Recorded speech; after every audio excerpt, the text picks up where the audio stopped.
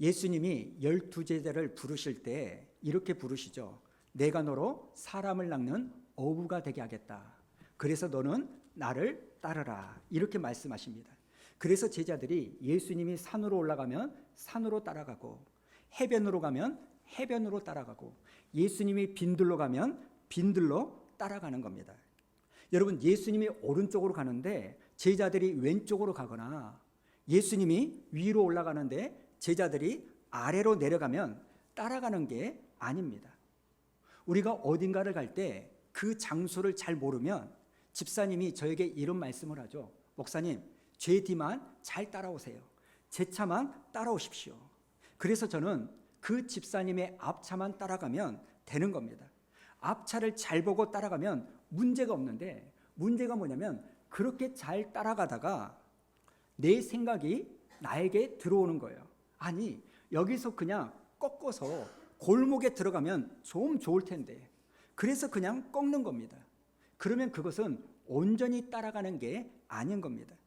요한복음 10장에 보면 예수님께서 이런 말씀을 하죠. 자, 10장 4절 읽어봅니다. 시작. 자기 양을 다 내놓은 후에 앞서가면 양들이 그의 음성을 아는 거로 따라오되. 자, 목자 되신 주님이 양들을 다 풀어놓으신 다음에 그 다음에 앞서서 가시는 거예요.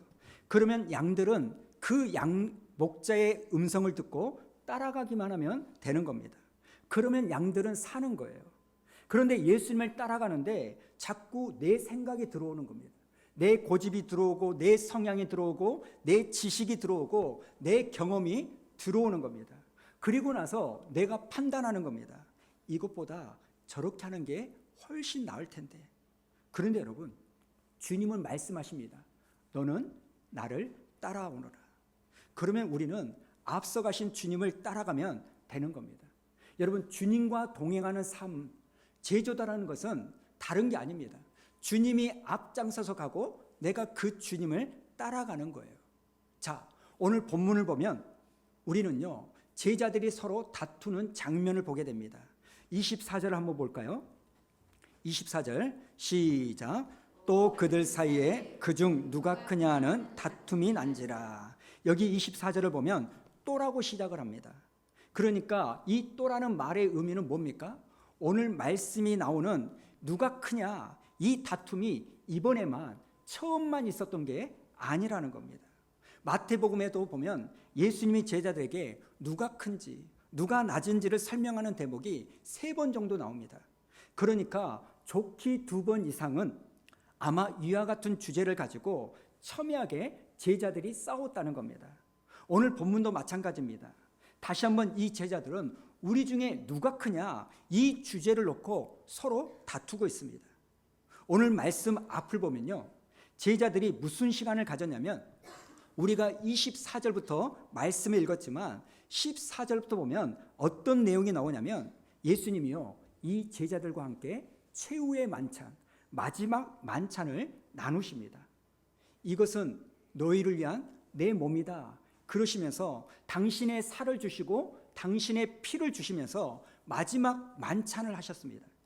여러분, 마지막이라는 이 말은 제자들이 다시는 예수님과 함께 식사할 자리가 없다는 말이에요. 그게 마지막 만찬입니다. 그런데 이 제자들이 그걸 한 다음에, 예수님과 마지막 식사를 한 다음에 뭘 하냐면, 배가 부르고 힘이 나니까 그 힘으로 서로 싸우는 겁니다. 여기에 나오는 다툰다는 말은요, 언어로 보면 말로 싸운다는 거예요. 지금 말싸움을 하고 있는 겁니다. 여러분, 한번 생각해 보십시오. 예수님께서 최후의 만찬, 십자가를 앞에 두고 마지막 식사를 제자들과 함께 하셨습니다. 그 식사를 하면서 당신의 살을 나누어 주고 당신의 피를 나누시면서 다시는 돌아오지 않을 최후의 만찬을 하신 겁니다. 그런데 그 주님의 살을 먹고 피를 먹은 이 제자들이 그것을 먹은 다음에 고작 한 게 뭐예요? 우리 중에 누가 크냐, 이걸 가지고 싸우는 겁니다. 여러분, 그 모습에 십자가를 앞에 두고 있는 이 주님의 마음이 얼마나 아프셨을까요? 예수님은 그렇게 다투는 자들에게 이렇게 말씀하십니다. 27절 우리 한번 읽어볼까요? 시작. 앉아서 먹는 자가 크냐 섬기는 자가 크냐? 앉아서 먹는 자가 아니냐. 그러나 나는 섬기는 자로 너희 중에 있노라. 지금 제자들은요, 누가 크냐 여기에 관심이 많아요. 앉아서 먹고 싶은 겁니다. 왜요? 앉아서 먹는 사람이 큰 사람이니까. 그런데 예수님께서 하시는 말씀이 뭐냐면, 그렇게 앉아서 먹는 자리에는 내가 없다는 거예요. 그럼 나는 어디에 있는가? 예수님은 어디에 계시는가? 나는 섬기는 자 중에 있다. 여기에 나오는 섬긴다는 말은요, 디아코니아라는 말인데, 여기에서 영어로 디컨, 집사라는 말이 나왔어요. 그래서 우리가요, 집사님 이렇게 말할 때 그 집사님은요, 다른 게 아닙니다. 섬기는 사람을 집사님이라는 거예요. 오늘 그대로 보면 시중을 드는 사람, 그게 집사님입니다.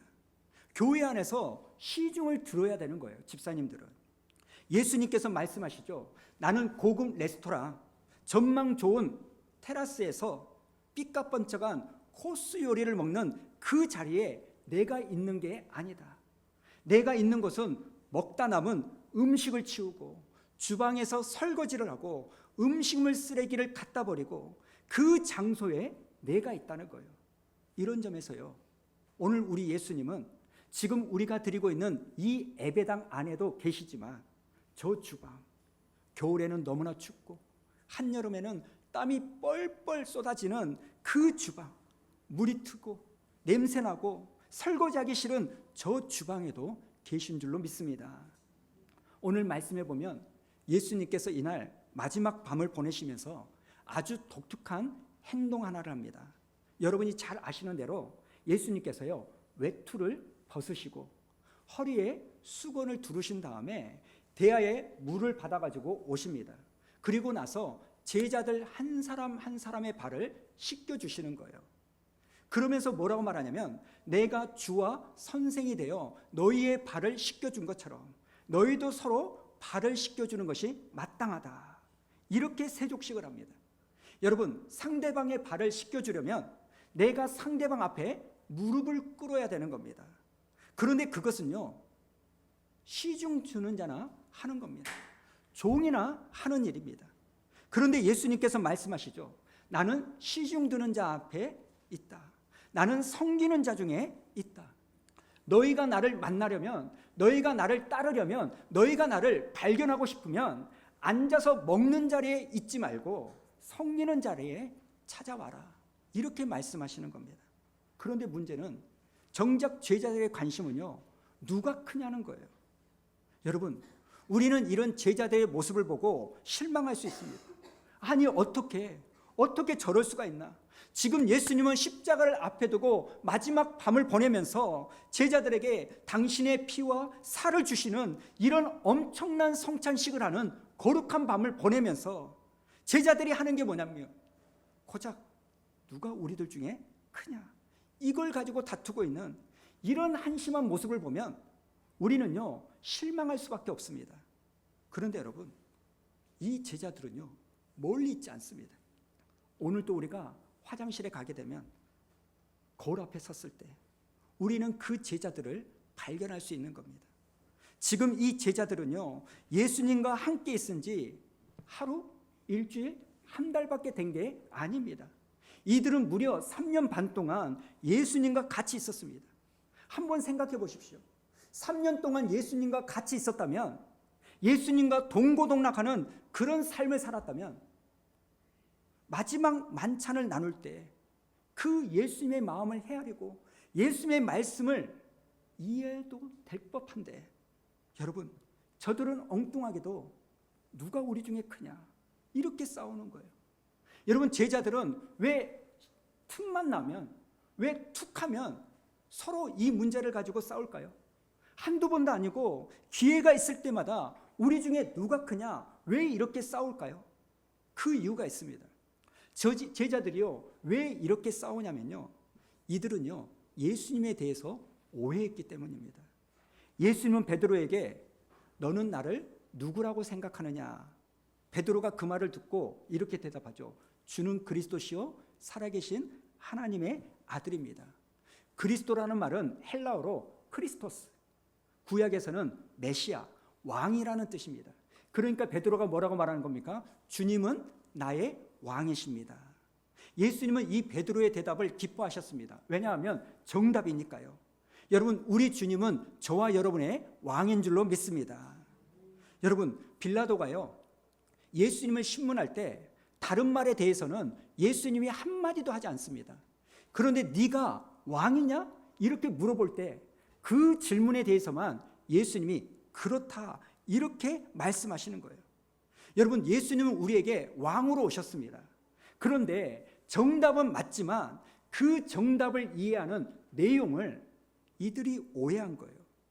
여러분, 제자들이 생각한 왕, 그들이 생각한 그리스도가 뭐냐면 힘으로, 기적으로 행하는 능력으로 로마 식민지에 있는 이 나라를 정치적으로 해방시켜줄 왕으로 생각한 겁니다. 그래서 예수님이 죽은 지 나흘밖에 되지 않는 이 나사로를 살려냈을 때 그것을 보고서는 예수님이 예루살렘에 입성하니까 종려 나뭇가지를 막 흔들면서 호산나 호산나 외친 겁니다. 그들은 그저 지금 내가 고난을 받고 있고 내가 핍박을 받고 있고 내가 압제를 당하고 있는 이 답답한 현실로부터 나를 풀어주고 나를 해방시켜줄 정치적 메시아를 기다리면서 그 예수님의 말씀을 이해한 거예요. 그래서 예수님께서 야, 오늘 밤이 너희와 함께 보내는 마지막 밤이야 이렇게 말씀했을 때 제자들의 생각은 어디로 가 있냐면 야, 오늘이 마지막 밤이니까 내일이면 주님께서 로마 군대를 다 쫓아버리고 이 나라를 해방시켜 주실 거구나. 그러면 예수님이 왕이 되실 텐데 그 왕 밑에 내가 예수님의 오른편에 내가 예수님 왼편에 한자리하고 살아야겠다. 여러분, 이 생각이 있기 때문에 그날 그렇게 다툰 겁니다. 여러분, 이 제자들의 무지와 오해는요, 예수님이 부활하셔서 승천하기 직전까지 그 오해를 가지고 있는 거예요. 사도행전 1장에서 예수님이 승천하기 직전에 제자들이 한 번 더 주님께 묻습니다. 지금 주님은 하늘로 올라가셔야 되는데 그 올라가는 주님을 딱 붙잡고 뭐라고 묻냐면 예수님, 이스라엘을 회복할 때가 이때입니까? 또다시 예수님을요, 정치적 그리스도로 오해하고 있는 거예요. 여러분, 이런 답답한 제자들, 지난 3년 동안 이 제자들은요, 그 누구보다 예수님과 가까이 있고 예수님의 말씀을 직접 들었던 사람들입니다. 새벽에도 듣고 아침에도 듣고 낮에도 듣고 저녁에도 듣고 얼마나 많은 말씀을 예수님이 그들에게 가르쳤는데도 불구하고 이 제자들은요, 마치 쇠기에 경 읽는 것처럼 한 귀로 듣고 한 귀로 훑는 것 같아요. 전혀 예수님의 말씀을 이해하지 못하고 마지막 만찬을 나누는 이 저녁까지 이들은 뭐라고 싸웁니까? 우리 중에 내가 더 크다. 이걸 가지고 싸우는 거예요. 여러분, 28절을 보면 주님이 이렇게 말합니다. 너희는 나의 모든 시험 중에 항상 나와 함께한 자들인지. 무슨 말입니까? 제자들은요, 예수님과 함께 시험을 함께 했습니다. 때로는 예수님이 돌에 맞아 죽으려고 할 때 제자들도 돌에 맞을 뻔했고요, 배를 타고 가다가 이 제자들도 풍랑을 만나 빠져 죽을 뻔도 했습니다. 그렇게 고생하면서 주님과 동고동락했다면 이제 마지막 만찬에서 주님이 하시는 그 말씀을 이해할 법도 한데 이 제자들은 그 마지막 밤까지도 누가 크냐라는 이 문제를 가지고 다투고 있는 겁니다. 그런데 여러분, 아이러니한 게 뭐냐면 우리 예수님은 그런 무지한 이기적인 자기만 아는 이 제자들의 발을 오늘 주님이 씻겨주고 있는 거예요. 당신의 마음을 전혀 몰라주고 있는 이 제자들을 예수님이 섬겨주는 겁니다. 그리고 우리에게 뭐라고 말씀하는지 아십니까? 너는 나를 따르라, 이렇게 말씀하시는 겁니다. 어디까지 따르라는 겁니까? 앉아서 먹는 자리가 아닙니다. 내 마음을 다 알아주고 내 마음을 이해해주고 늘 내 편이 되어주고 내 이야기를 다 들어주는 그런 사람을 섬기는, 그게 우리에게는 얼마나 편합니까? 여러분, 그런 사람들에게 섬겨주는 거 우리는 할 수 있습니다. 그런데 지금 이 제자들은요, 지난 3년 동안 입에 단내가 나도록 예수님께서 말씀을 해주셔도 이해하지를 못하는 겁니다. 전혀 내 마음을 헤아리지 못하는 그 시간에 제자들은 누가 크냐 싸우고 있는데 그 사람들에게 주님이요 무릎을 꿇고 발을 씻겨주는 그 자리로 저와 여러분을 부르신 줄로 믿습니다. 사실 여러분 이건 쉽지 않습니다. 결코 쉽지 않습니다. 그러나 누가복음 9장에 보면 주님께서 이러고 말합니다.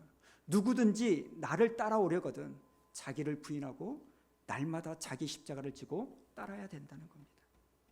사랑하는 성도 여러분, 내 마음을 이해하지 못하고 이기적인 그 사람을 섬기는 자리까지 주님은 따라오라고 말씀하신 줄로 믿습니다. 두 번째, 너는 나를 따르라고 말씀하시는 두 번째 자리가 있습니다. 이제는 베드로 이야기를 좀 하죠. 예수님께서 베드로의 이름을 부르십니다. 시몬아, 시몬아, 아주 다급하게 굉장히 중요한 일이 있는 것처럼 여겨질 정도로 부르십니다. 31절 우리 한번 읽어볼까요? 31절 시작. 시몬아, 시몬아, 보라 사단이 너희를 밀가부르듯 하려고 요구하였으나. 여러분 여기에 나오는 밀가부르듯 하다, 이게 뭐냐면 사진 한번 보여주실래요? 키질입니다. 키질. 여러분 중에 이 키질을 해보신 적이 있는지 모르겠어요. 저는 어렸을 때 할머니 할아버지 갔을 때 해본 적이 있거든요. 여러분 이 키질이 뭡니까? 키질을 이렇게 막 흔들면 알이 있는 알곡은 무거우니까 밑으로 깔아앉고 쭉정이, 알이 없는 이 쭉정이는요 바람에 다 날아가는 거예요. 여러분 알곡과 쭉정이는 겉으로 보기에는 구별하기가 쉽지 않습니다.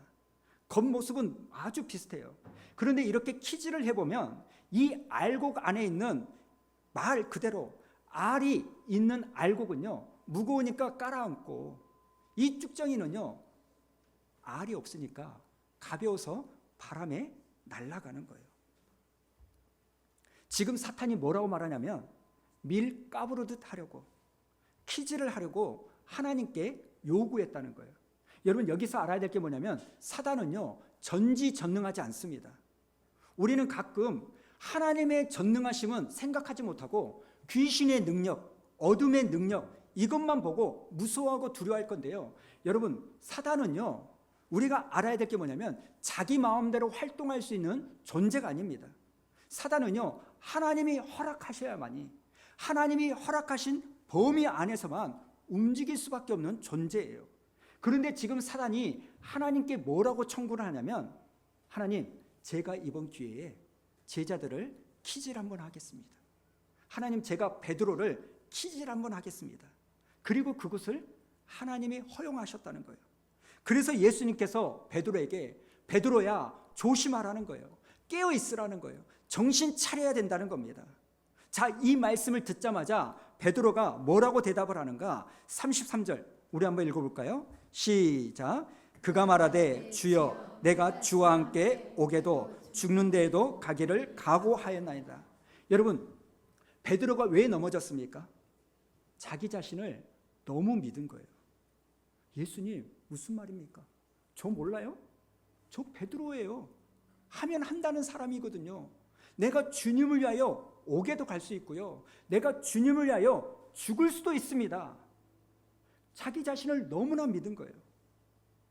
주변 사람들 중에 예수님 믿으세요 그러면 이렇게 말하죠.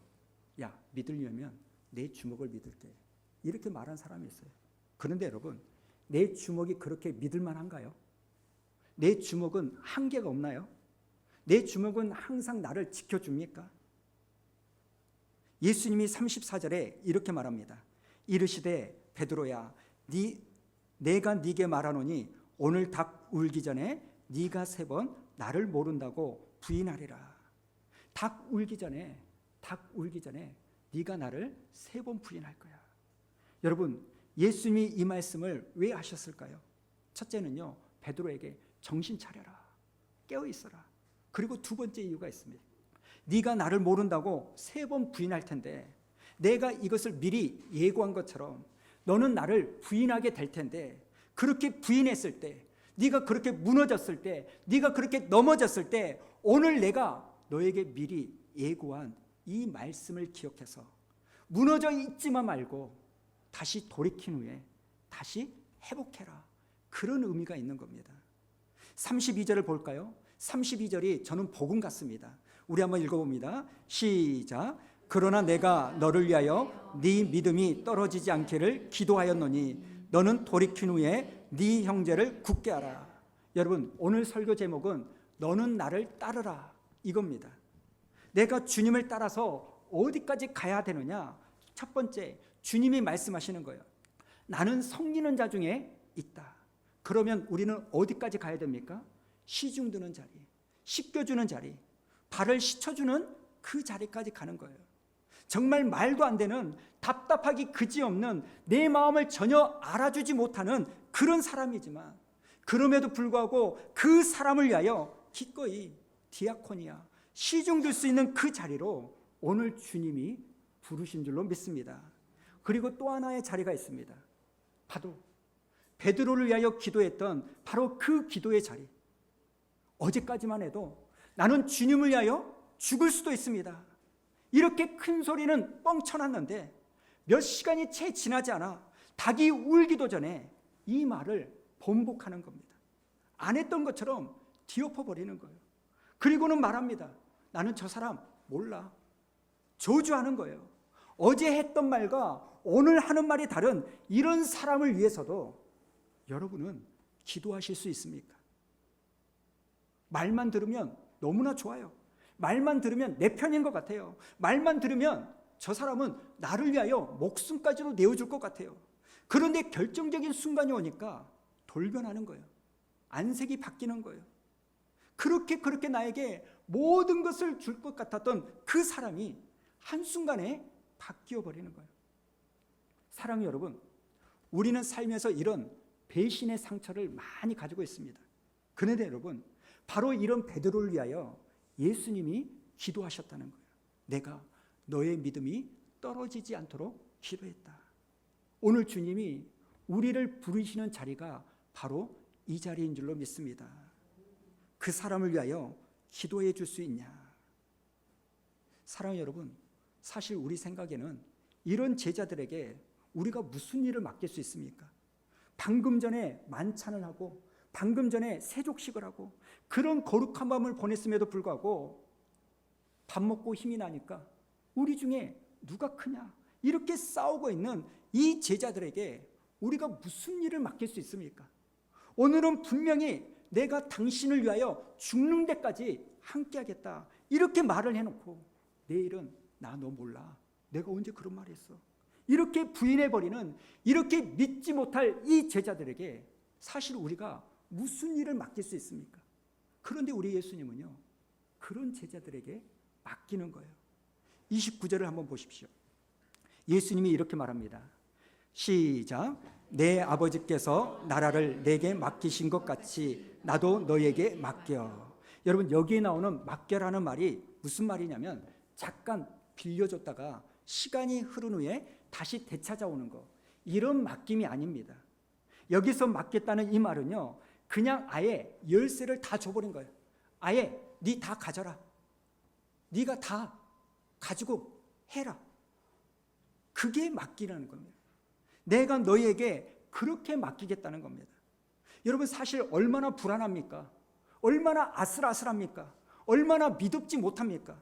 지난 3년 동안 예수님과 동고동락했으면서도 예수님에 대해서 정확히 알지도 못하고 이해하지도 못하고 주님의 마음을 헤아리지도 못하는 이런 무지한 제자들에게 우리가요, 무슨 일을 맡길 수 있습니까? 오늘은 주를 위하여 나가 옥에 갈 수도 있다. 이렇게 말을 해놓고 내일은 나 그거 한 적 없어. 이런 제자들에게 무슨 일을 맡깁니까? 그런데 주님이 말씀하시는 거예요. 나는 맡기겠다는 거예요. 맡겼다가 나중에 다시 찾아오는 것이 아니라 완전히 줘버리겠다는 거예요. 32절에 보니까 베드로에게도 이렇게 말합니다. 32절을 보십시오. 그러나 내가 너를 위하여 네 믿음이 떨어지지 않기를 기도하였노니 너는 돌이킨 후에 네 형제를 굳게 하라. 너는 돌이킨 후에 뭐라고 말합니까? 네 형제를 굳게 해라. 베드로에게 주신 사명이 뭐예요? 이 반석 위에 내 교회를 세우겠다. 내 양을 먹여라. 네 형제를 굳게 해라. 그런데 여러분, 베드로는 어떤 사람입니까? 예수님을 위하여 오늘 그렇게 큰 소리를 쳐놓고 바로 다음날 새벽에 나 예수님 몰라 이렇게 돌변해버리는 그 사람에게 우리가 어떻게 교회를 맡깁니까? 여러분은 맡길 수 있습니까? 앞이 다르고 뒤가 다른 그 사람에게 어떻게 사역을 맡길 수 있습니까? 오늘은 그렇게 해보겠다고 말은 했는데 내일은 전혀 움직이지 않는 이 사람들에게 우리가 다시 한번 어떻게 일을 맡깁니까? 그런데 주님은요, 그런 베드로에게 일을 맡기는 거예요. 네 형제를 굳게 해라. 내 양을 먹여라. 내 교회를 세워라. 그런데 여러분, 여기서 놀라운 소식이 하나 있습니다. 여기에 맡겨라는 이 말에는요, 이런 뜻이 있어요. 29절 다시 한번 읽어볼까요? 29절 시작. 내 아버지께서 나라를 내게 맡기신 것 같이 나도 너에게 맡겨. 여러분, 하나님께서 예수님에게 하나님의 나라를 맡기셨어요.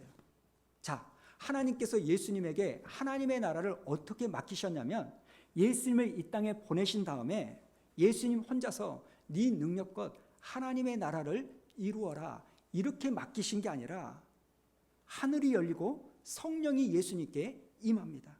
그리고 때마다 일마다 예수님이 기도하실 때마다 천사들이 나타나 예수님을 돕습니다.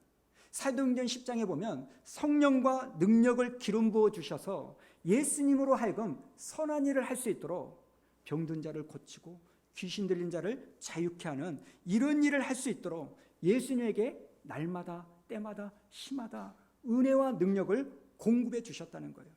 그러니까 여러분, 주님께서 우리에게도 맡겨주실 때 이 맡겨라는 말은 어떤 의미냐면, 배용수, 이제 내가 너에게 수원 우리 교회를 맡길 테니까 이 교회 네 능력껏 해봐, 이게 아니고 우리 주님께서 여러분에게 어떤 일을 맡길 때는 그 일을 할 수 있는 능력과 성령과 은혜를 우리에게 동일하게 주신 줄로 믿습니다.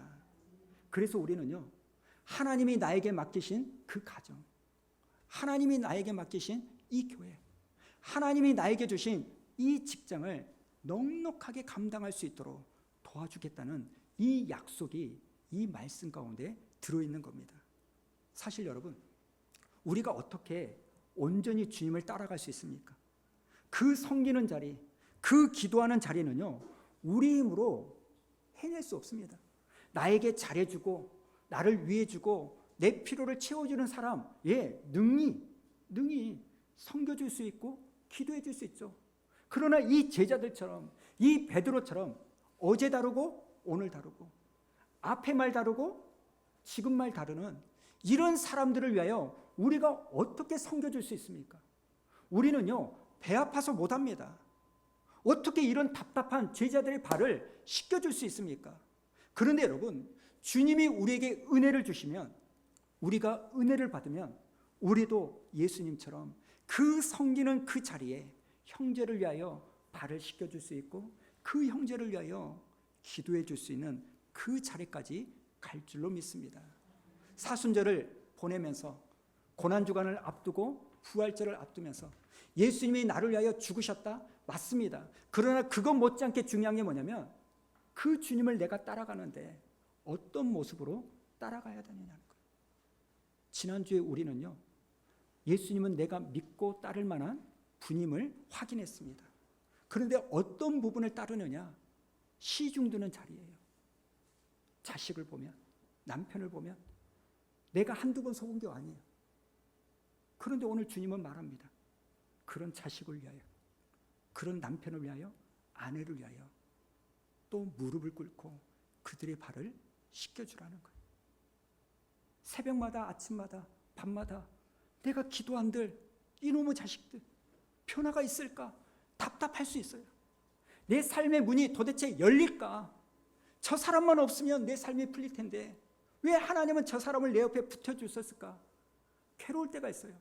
그러나 그 대상은 주님께서 내가 주님을 따라갈 수 있는 그 통로가 되기 위하여 우리에게 허락한 사람이고 환경인 줄로 믿습니다. 여러분, 하나님께서 예수님에게 성령과 능력을 부어주셔서 하나님의 나라를 이루어 갔던 것처럼 오늘 주님께서 여러분에게 은혜를 주실 터이니 여러분, 그 시중 드는 자리, 그 기도하는 자리로 여러분이 걸어가는 저와 여러분이 되기를 축복합니다.